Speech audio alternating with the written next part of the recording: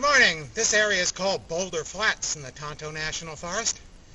I think part of the name comes from all these big rocks around here, but my legs are disputing the flat part. Fortunately, all these boulders make good places to sit and rest while I talk some anime. Voices of a Distant Star.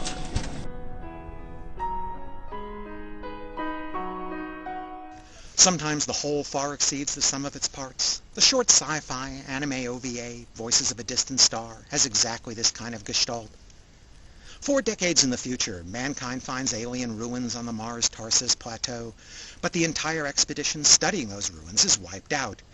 Based on the discovered alien technology there, the Earth launches a military fleet to track down the aliens. Schoolgirl Mikaku is drafted into the effort as a pilot of a new mecha-like space fighter called the Tracer. That's not really what Voices of a Distant Star is about. What it's about is the long-distance relationship between young spacefaring Mikaku and her longtime childhood friend Noboru, who remains back on Earth. After parting when the fleet leaves for training around Mars, they keep in touch via cell phone text messages. As the fleet moves further away, to Jupiter, then Pluto, and then beyond, the messages take progressively longer and longer to arrive. And finally, when the fleet jumps through hyperspace to the aliens' home around Sirius, there's a lag of 8 years between messages.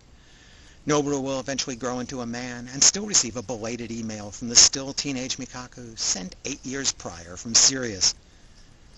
Voices of a Distant Star has exactly 2 characters. We see Noboru and Mikaku together on Earth. We see Noboru on Earth after the fleet leaves, but he's always alone. And we see Mikaku in space, but always alone in the cockpit of her fighter. The rest of their everyday lives has been stripped away. Probably Mikaku has friends and colleagues aboard her spaceship, but we never see them in the anime. We might assume Mikaku also has parents back on Earth, but they're never mentioned. And certainly Noboru must have friends at school and later at work. Voices is only about this couple, period, so they're all we see and hear.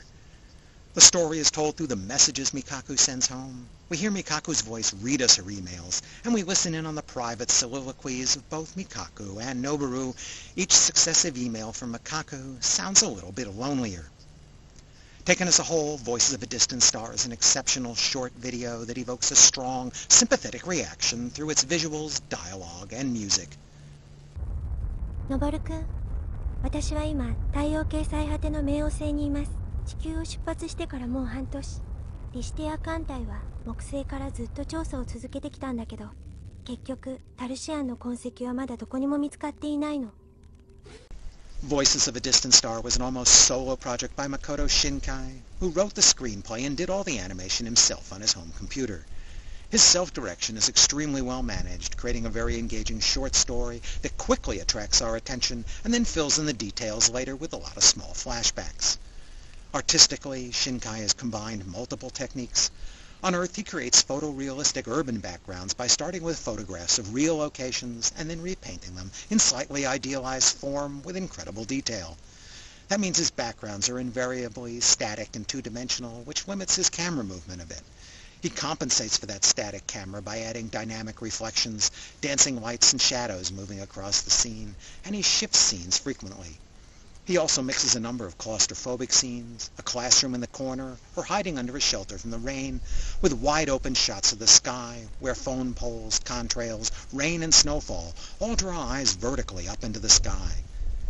In contrast to his urban realism, whenever Shinkai draws that sky, it's greatly idealized, especially the night sky, which looks more like a survey image from the Hubble Space Telescope than what one actually sees from an Earth city at night.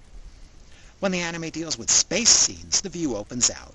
3D CGI takes over for some well-animated battle sequences with fluid camera motion. Shinkai's spaceship designs owe a lot to Gunbuster and his mecha to Macros and Gundam. The Tracer has a transparent cockpit with 360-degree vision, which is used to give the impression of Mikaku floating all alone in outer space. Compared to the rest of the art, the character designs are rather simple, with slightly angular lines and two-tone shading. There's not much sense in asking why Mikaku is fighting aliens in the same school uniform she wore on Earth. Maybe the UN can't afford flight suits. Shinkai also introduces animated lens flare and other camera artifacts. That's an animation trick I've never particularly understood. It's not reality, But apparently he agrees with J.J. Abrams that things don't look real anymore unless they look like they're seen through a camera. But Voices of a Distant Star is a character-driven story, and it really shines at that, telling a story of two good friends pulled apart further and further by time. That's a message that Shinkai will return to in his later works. Here he uses a train crossing as a metaphor for that separation. メールが届くまでだんだん時間がかかるようになるけど、一番端っこのオルトの雲からだって半年くらいのもんだからね。I like that UN Spacey reference to Macros on the freight car there.